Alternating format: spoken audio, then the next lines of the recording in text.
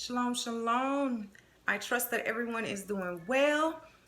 I am Shawn Nicole, your favorite inspirational wellness strategist, and I wanted to take a few moments just to come and help shed some light on mental health things because they're issues or whatever you want to call it, mental health challenges or challenges of the mind.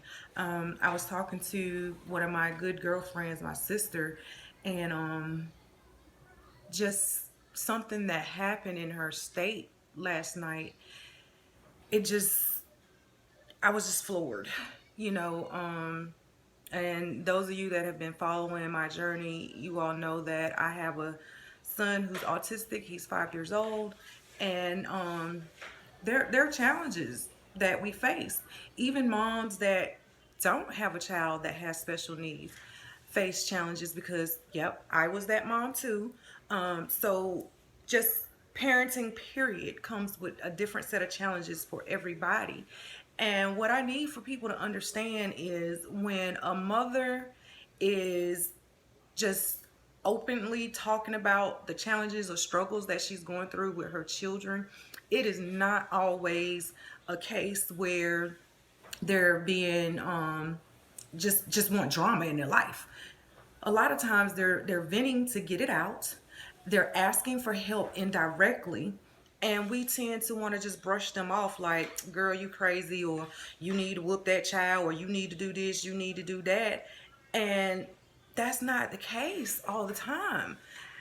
Sometimes the mom really needs help to work through some things, to get clear on some things, to get other strategy on how she can deal with it, and just to de-stress herself. But we so quick to blow them off. And then when something drastic happens, we're quick to throw blame on the mom. Well, you should have did this, you should have did that. What was you doing? She was doing all that she knew to do. If she was partying a lot, it's probably because she was trying to just break away.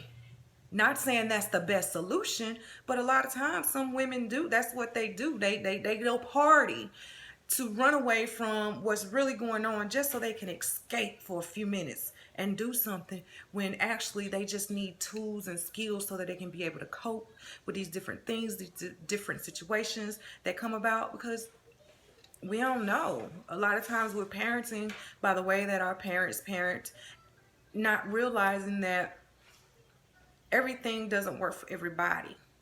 You got to be able to figure out what's going to work for you in your household, what's going to work for your life, what's going to make your life a little bit easier, what's going to make your children's lives a little bit easier. Setting those boundaries and things, having those talks with your kids so that they'll know that this is how we operate as a family.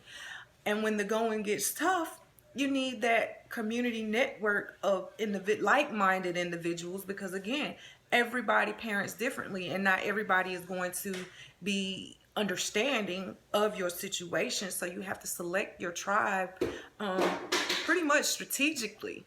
And that's something that I really didn't know as a young mom about doing that. But since having my son, I've really learned how to strategically put myself in a position where I have that support system that I feel like I was lacking. Yes, my family can be supportive, but there are areas in my life where I don't get that support that I need from them. Not to negate anything that they do for me or anything like that. There are ones that do reach out to make sure we're okay, but it's still totally different from when you're connecting with your tribe, the people that know and understand more so what it is you're dealing with, and that on with autism or special needs is totally different. The conversations are different. So I just want to encourage you guys to give room for grace when you hear parents just venting about what it is they're going through, because we do not need these parents out here killing their children or killing themselves. I mean, I know for experience, when I came back from Iraq, I don't know where the thought would come from, but I could be driving over an overpass And it's like something just says, just drive over. Just drive over. End it all. Drive over. See if you're going to survive. And it would freak me out because in my heart of hearts, I'm not trying to die. I'm not trying to kill my children. But the voices would be so strong every time I drive over an overpass. It's like, just drive over. And then I would panic and I would have anxiety because I'm like, where's this coming from? Why am I having these thoughts? And then I get scared to drive. So like all this fear coming in because of this one thought, and I didn't know how to shift my thoughts at that time. Now I do. Those thoughts don't come like that, but if you're not strong enough,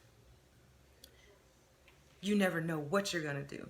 So some people, their capacity to push through any of the negative thoughts that come to their mind is not like the next person.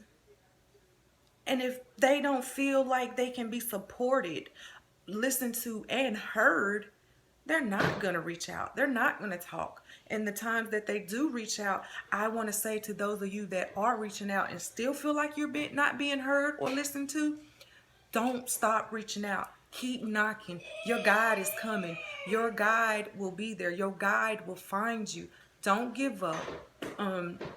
With Essence of a Queen, hit me up, inbox me. Let's talk about it. Let's talk through this, sis, because you don't have to go through this alone. And that's all I want to say. Y'all just give grace to people, because so much is going on in this world, and people, you don't know their mental strength. You don't know what the next person's breaking point is.